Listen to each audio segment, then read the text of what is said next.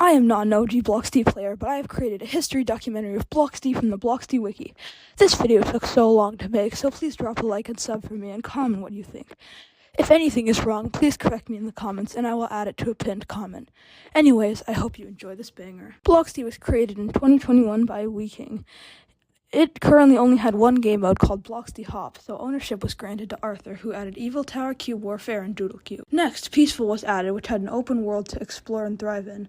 Following that, Worlds was added, where players could create or join a world, where players could essentially create their own games and ideas by switching game modes and using protectors. This update also added fat cacti, protectors, water buckets, trapdoors, doors, and glass. Then, a big change occurred. Survival was added, which sparked excitement in the community. In this game mode, swords were craftable and PvP was on. This led to many worlds being spiced up due to previous worlds not being able to have PvP on. After Survival, Creative rolled around next, finishing off 2021's Bloxd-io updates. To start off 2022, the Artisan Bench was added to Peaceful. It allowed players to create decorative blocks, which meant many builders started playing Peaceful, and some still do to the present time. The first game mode vote occurred after the decorative update and was created by Matt Zapp. The two game modes were one block and Greenville. In one block, if the block was mined, it would respawn and you could mine it infinitely. At the time, only dirt, grass blocks, clay, ores, and maple logs were the only blocks you could get. The second game mode was Greenville, where you could select a house and you must work to earn coins. Greenville was the winner of the vote, and one block was removed for the time being. In the summer of 2022, Arthur added the Iron Watermelon entity that jump-scared players 6,000 blocks from spawn, since infinite world generation wasn't perfect back then. Then, the second game mode vote occurred, One Block versus Bed Wars. One Block was the same, but Bed Wars is where you must break each other's bed and kill your enemies to win the game. You use the generators to buy resources used to win the game. This put an end to 2022. On January 4th, the Snowy Plains biome, ice, sandstone bricks, and the combat logging system was added. A glitch where players could teleport to themselves was fixed as well. The next day, Arthur added the Moonstone pickaxe, which could pick up certain blocks that otherwise can't. Grave and brick variations of diorite, andesite, and granite were also added on the same day. Then, press to get boards were added, as well as fireballs, ice balls, and moonstone explosives. In mid-2023, a game mode vote by Stardew between Skywars and Prison occurred, but Skywars won by far. Then, pumpkin melons and watermelons were added. Pumpkin pies gave a minute of damage boost, but this was modified later. The iron watermelon block was added, which led to it becoming one of the rarest items in the game.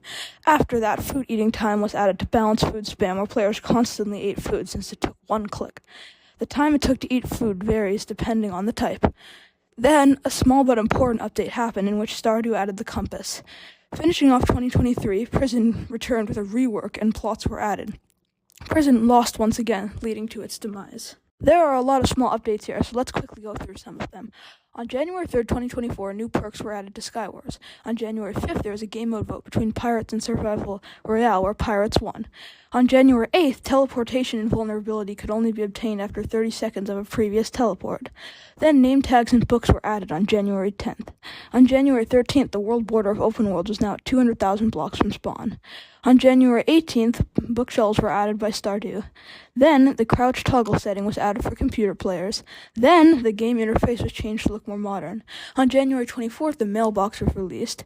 And finally, some of the Skywars kits and prices were rebalanced. Whew, that was a lot. Let's go back to normal speed, shall we? On January 26th, the placement of the inventory button was changed. It now looked like a backpack and was located in the hotbar. This was hard for mobile players to tap, so it was later separated. On January 30th, tipped arrows were added where the potion effects could be applied to arrows. Then, fireballs, ice balls, and moonstone explosives were returned to one block.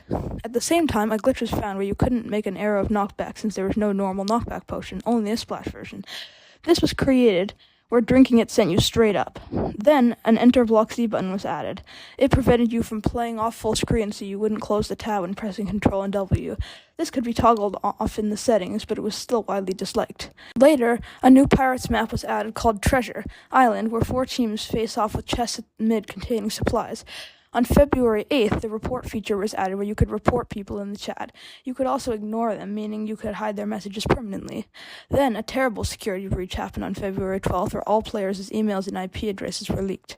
On the 13th of February, Bloxd-io shut down and people were spamming in Discord and Reddit how they couldn't play again. Later, the game returned, but some people claimed that their game had been messed up by the hacker in certain ways. Then rice bowls and cranberry bowls were added. Following rice and cranberries, cotton was added on February 29th along with fungi. Many crafts needing leaves like bows and wool now use cotton. Then food was changed once again. Cranberries give haste, and golden melons and watermelon slices gave their respective effect. Then FOV was added where you could adjust the zoom of your camera and you could now zoom in with the V key on your keyboard. Then a small update changed the name of factions to tribes. Later, a new game mode was added on staging.bloxd-io called Anarchy on March 11th by Dirty Fleasack. It was like survival, but without protectors, and spawn didn't reset. No one knew what would happen to it. Tribe protectors were added as part of the next update, which acted as normal protectors, but anyone in your tribe had access. This caused a glitch where many protectors disappeared, so everyone was given a free 15 diamond and moonstone blocks and 6 additional free protectors. Many players lost countless hours of work. Okay, this is taking forever. Let's speedrun now. Continuing on, there was a game mode vote between Walls and Infection, where Infection won. Pirates' progress was reset on March 25th, but was fixed within an hour. On March 26th, English and French languages were added. Then Moonstone orbs were changed to do 40 damage when they landed to the player. Then a large number of languages were added. Then Infection was rebalanced. Then there was a large random update that added dark redstone, dark red bricks, obsidian, and the golden decoration. The magma block crafting recipe was changed, and new music was added to the game. Particles from breaking blocks were added, and protectors now disappeared from being inactive for 30 days. Finally, projectiles and boats became infinite and creative. Then tall grass was added on April 11th. Then a player list was added when G was pressed. Water was able to be placed on itself. Then Oliver added view bobbing and settings and smooth crouching. Then Oliver updated Infection to have kits for humans, coins, and more. Then the thumbnails for Cube Warfare and Survival were changed. There was also a bug in Infection. Then game modes were renamed with proper spaces. Then hang gliders were added on May 8th by Stardew. My most viewed video is on the topic of them due to all the hype they received. Anarchy and factions were added back, and different variations of hang gliders were added, which were wood, iron, gold, and diamond, but not stone. A YouTube rank was then added to avoid impersonation. Name tags were then changed to have a black background. PvP was reworked, and shaders were removed temporarily. Once May 17th rolled around, we saw brown and red mushroom blocks added in 2 new skins. Let's do some more speedrunning now. On May 22, we saw the change of the main font. On May 23, Bloxd-io added a head that spins when you click it and a new Cube Warfare map. Then the font was changed back. On May 29th, the creative and Bloxd-io hop thumbnails changed. Factions has now become a normal game. On May 31st, Walls and Bingo are added to the game. On June 4th, new and Peaceful and Skyward thumbnails rolled around. On June 5th, factions got more customizable and the shop changed. On June 12th, Barkless logs were added. Infection got a new map on June 14th. Default names became 2 words followed by numbers on the 15th of June. A new hide-and-seek map was added on June 18th. The 20th of June brought a large factions update, with there being added more joining requests, a new rank, and a different home system. Press to buy or sell from chessboards were added on June 21st, as well as custom keybinds. On June 26th, the entire UI changed. Custom keybinds could change hotbar binds, and a new thumbnail was added for hide-and-seek. On July 4th, the factions border was shrunk to 10,000 blocks and personal homes were revoked. On July 5th, a tag said popular if a game was.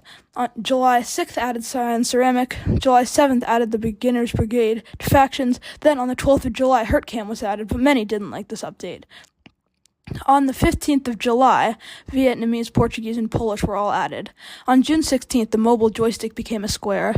On the 19th of July, the thumbnails for Bedwars duos, 4v4v4v4, and plots were changed. Hold and click now places blocks automatically, and mining and creative speeds up over time. There is a new tab in settings specifically for texture packs.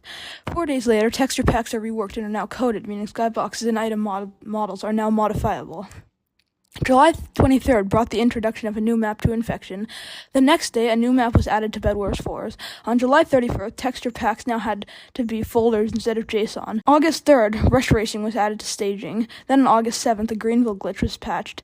Rocket's Fleet was added as well on the 8th of August, but was removed the next day. Pirates is updated to have new maps and kits. Then one block was compatible with World's lobbies. Then Stardew had colored concrete slabs, and the update log was added.